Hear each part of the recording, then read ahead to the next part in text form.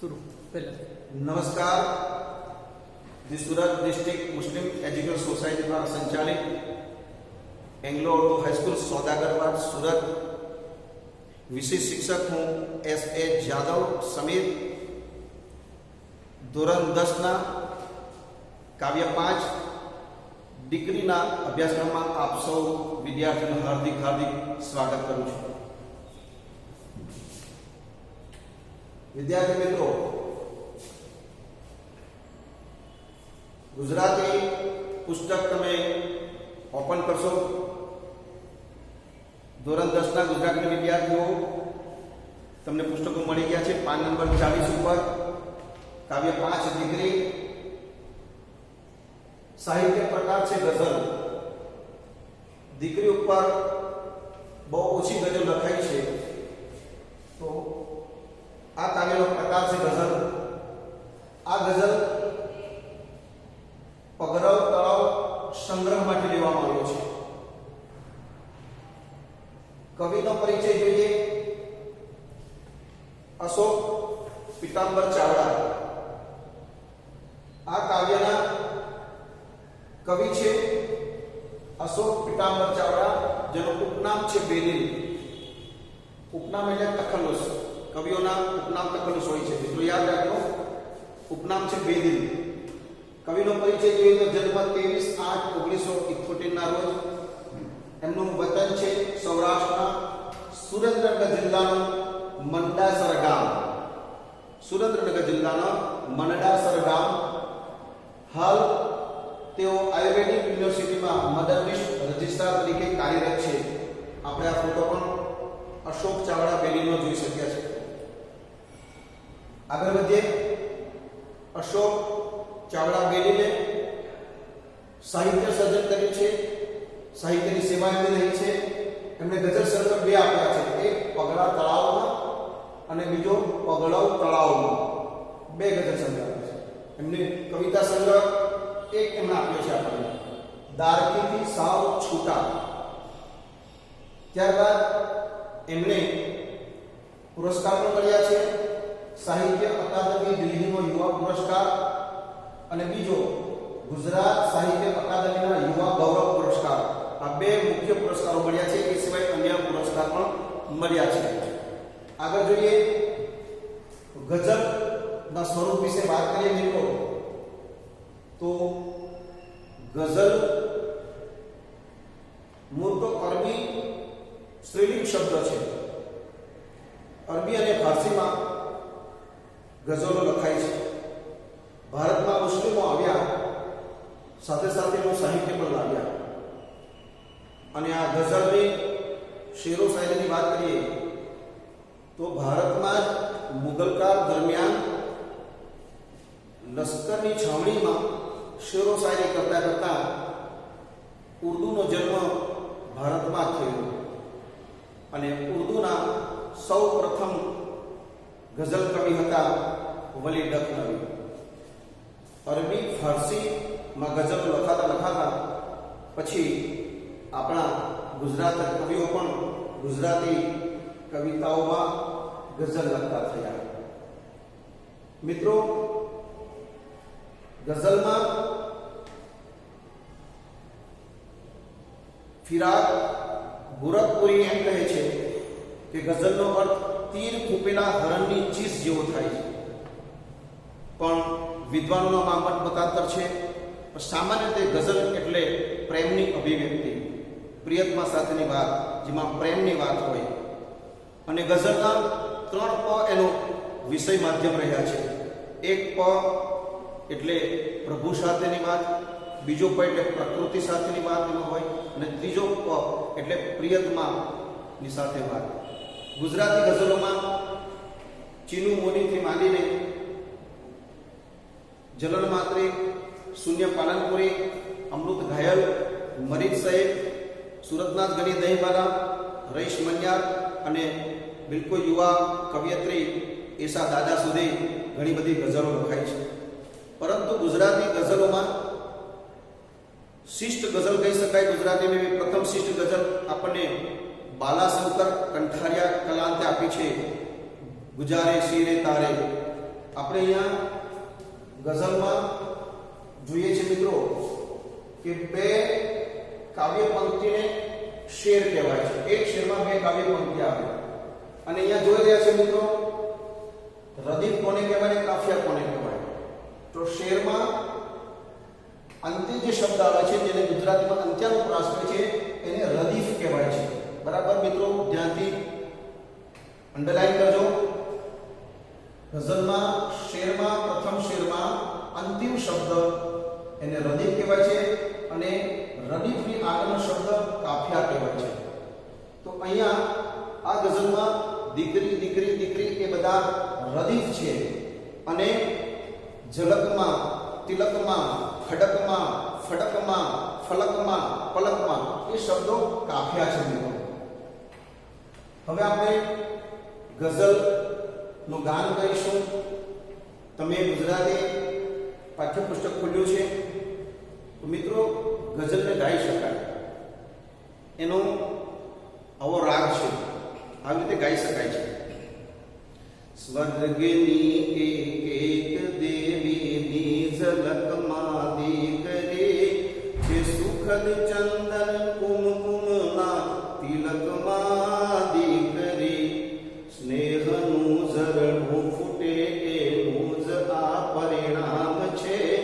પોતરે છે કોઈ વર્ષોથી ખડકમાં દીકરી લાજ મર્યાદા શરમ ગૌરી વ્રતોની હારમાં ઉછરે છે રોજ કાયમથી બેફડકમાં દીકરી જે સિરે હું હાથ ફેરવતો હવે એ હાથ દે વિસ્તરે છે એમ સમજણના ફલકમાં દીકરી સૂર શરણાઈ સગા સંબંધીઓની ભીડમાં રોજ બીની થાય છે બીની પલકમાં દીકરી. તો મિત્રો આવી રીતે ગવાય પણ છે, મજા આવશે. આપણે સાથે સાથે હવે સમજૂતી અને અર્થ જોઈએ. સ્વર્ગની એક એક દેવીની ઝલકમાં દીકરી છે સુખદ ચંદનને કુમકુમના તિલકમાં દીકરી. મિત્રો આ દીકરીની વાત કરવી હોય તો ગુજરાતીમાં કેટલા બધા ગીતો લખાયા છે. કીર્તિદાન ગઢવીએ ગાયેલું ગીત તમને સાંભળ્યું હશે. મારી લાડકી રે મારી દીકરી રે એ માકડી હવે ઝાલી લે મારો હાર. આ કીર્તિદાનનું ગાયેલું ગીત દીકરી ઉપર ખૂબ સુંદર મજાનું ગીત છે મિત્રો, સાંભળો તમે. આપણે જોઈએ છે કે સ્વર્ગની એક એક દેવીની ઝલકમાં દીકરી દેખાય છે. અહીંયા પિતાને પોતાને વહાલનો દરિયો સ્નેહની સરિતા દીકરી કેવી લાગે છે તો સ્વર્ગની દેવીઓમાં એને પોતાની દીકરીના દર્શન થાય છે, દીદાર થાય છે. આગળ શું કહે છે પિતા કે સુખદ ચંદન ને સુગંધ કુમકુમના તિલકનું સૌંદર્ય. સુખદ ચંદન જે કિંમતી ઝાડ હોય છે અને જૈન લોકો જેને કપાળ પર તિલક કરે છે એ સુખદ ચંદન જેની શીતળતા હોય છે.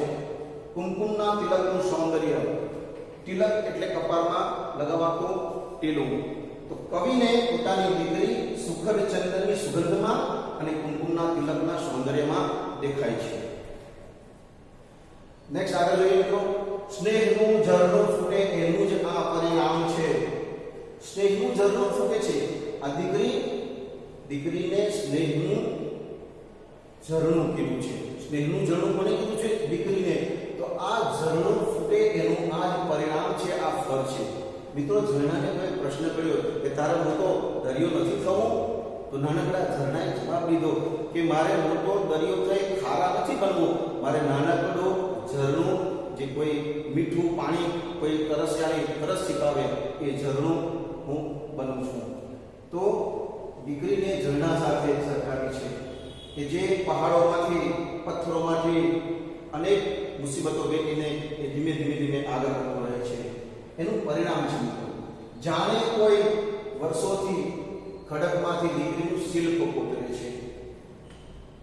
શિલ્પકાર પથ્થરની મૂર્તિમાંથી ખૂબ પરિશ્રમ કરીને એ શિલ્પને ઘડે છે મિત્રો. એમ આપણા સમાજમાં માતા પિતા દીકરીને પણ નાનપણથી ધીમે ધીમે ધીમે એને સંસ્કારોથી નું ઘડપણ કરે છે મિત્રો. તો દીકરી એ જળનું છે અને માતા પિતા એ દીકરીને સંસ્કારોથી ઘડે છે.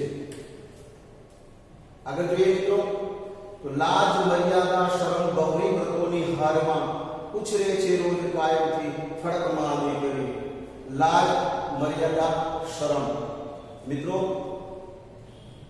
પાશ્ચાત્ય સંસ્કૃતિ અને આપણી પૂર્વની ભારતીય સંસ્કૃતિમાં આપણે ત્યાંની બેન દીકરીઓ કન્યા હોય સ્ત્રી હોય એમાં લાજ મર્યાદા શરમ એ એની વિશેષતા છે, એ એના સંસ્કાર છે મિત્રો. તો દીકરીમાં સ્ત્રીમાં લાજ મર્યાદા અને શરમ હોય જ. અને માતા પિતા એ નાની નાની દીકરીઓને ગૌરી વ્રત કરાવતા હોય. અહીંયા તમે ચિત્ર જોઈ શકો છો. અત્યારે હવે શ્રાવણ માસમાં હિન્દુ ધર્મમાં કુંવારી દીકરીઓ ગૌરી વ્રત કરે છે અને ઘરે પૂજન કરે છે. ગૌરી વ્રત એટલે પાર્વતીનું વ્રત. એને સારો પતિ મળે એટલા માટે ગૌરી વ્રત પૂજન કરતા હોય છે. તો આ લાજ મર્યાદા શરમ ગૌરી વ્રતોની આવી હારબારોમાં તહેવારોને હારબારોમાં અને વિધિ પૂજાઓ આ દીકરીઓ કરતી હોય છે. ઉછરે છે રોજ કાયમથી ફડકમાં દીકરી. ફડક એટલે બીક.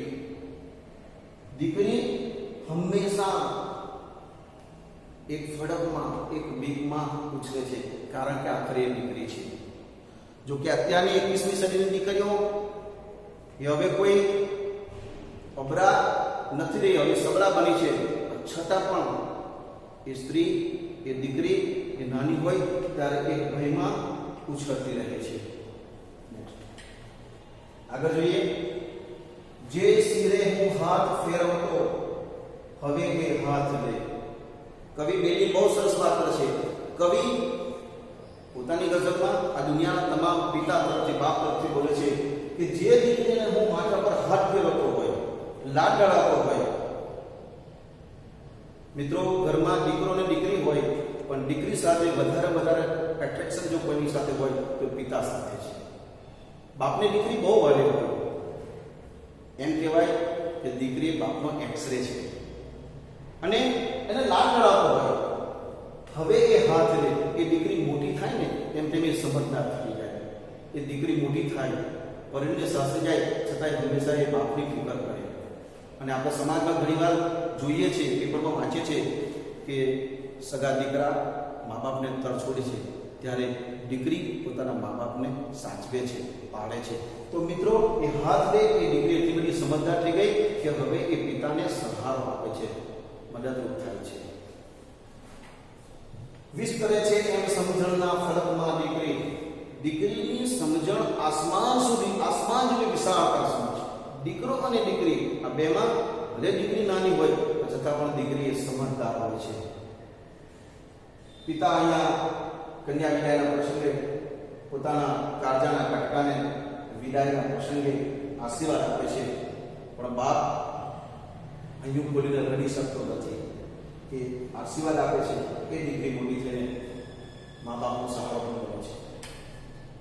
અને અંતે સૂર શરણાઈ સગા સંબંધીઓની ભેડમાં રોજ ભીની થાય છે ભીની પલકમાં દીકરી. સૂર શરણાઈ સગા સંબંધીઓની ભીડમાં જ્યારે લગ્નના સૂર શરણાઈ લાગે છે મિત્રો. ગુજરાતીમાં તમે પાઠમાં રમજુ મીરની શરણાઈનો પાઠ ભણ્યા હશો.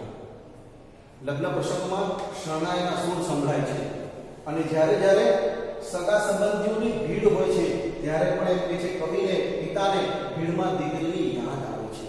દ્રિબાંગ ઢોલ વાગતા હોય, મીઠી શરણાઈ વાગતી હોય અને લગ્નના એક પછી એક વિધિ પૂરી થતા અંતિમ વિધિ આવે કન્યા વિદાયનો કરુણ મંગલ પ્રસંગ.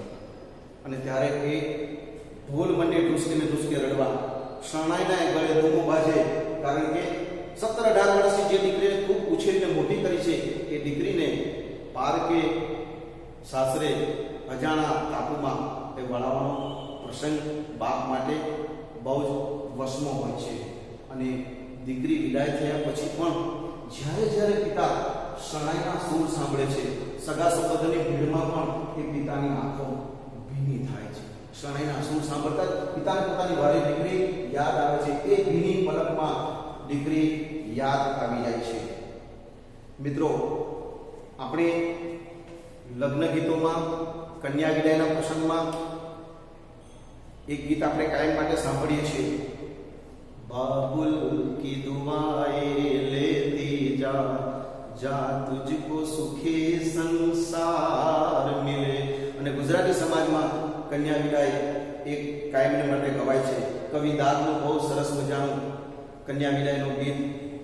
કાળજા કેરો કટકો મારો આજ ગાંઠથી છૂટી ગયો. દીકરી બાપનો ખજાનો છે, લૂંટાઈ ગયો મારો લાડ ખજાનો. કવિ દાદ હું જોતો રહ્યો અને જાન ગઈ મારો જાન લઈને, જાન ગઈ મારો જાન લઈને. હવે સુનો માંડવડો કાળજા કેરો કટકો મારો આજ ગાંઠથી છૂટી ગયો. મિત્રો, આ દીકરીના ગઝલમાં આપણે પાઠ્યપુસ્તકનો અભ્યાસ કરીએ, પરીક્ષાની તૈયારીઓ કરીએ, પણ સાથે સાથે આનો સૈદ્ધાંતિક આનો મૂળ વિચાર સંસ્કાર જો સમજીએ તો પારકી બેન દીકરી છે એવી આપણી પણ બેન દીકરી છે. આપણે દુનિયાની તમામ બેન દીકરીઓને આબરૂ સાચવીએ, માન આપીએ.